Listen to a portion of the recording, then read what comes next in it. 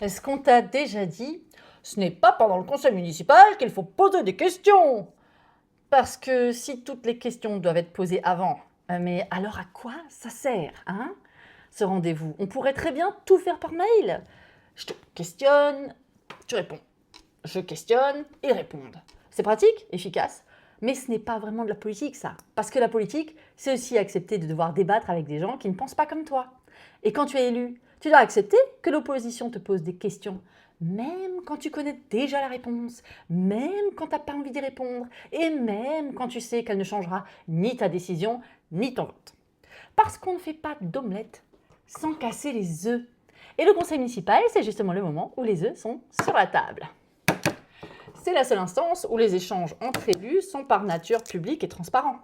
Alors évidemment, il faut préparer les dossiers en amont, il faut travailler les sujets en commission et il faut poser des questions avant pour bien comprendre. Mais si tout est déjà décidé avant d'entrer dans la salle, qu'est-ce qu'il reste encore à débattre?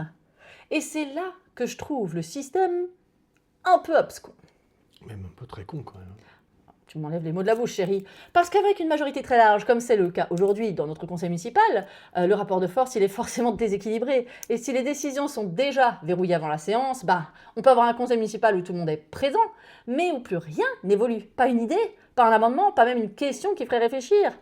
Et pourtant, c'est précisément là que nous, on entre en jeu, l'opposition. Pas pour gagner des votes, mais pour faire vivre le débat, pour soulever ce qui n'a pas été vu, pour proposer autre chose, pour parfois obliger la majorité à s'expliquer, à préciser et éventuellement même à améliorer une décision. Alors quand une majorité se revendique démocrate, je crois qu'elle doit aussi accepter une chose, qu'on lui casse quelques œufs. Parce qu'une démocratie sans débat contradictoire, c'est comme une mayonnaise déjà montée, dont on ne peut plus distinguer les ingrédients.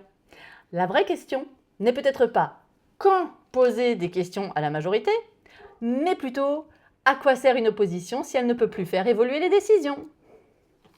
Je pose ça là.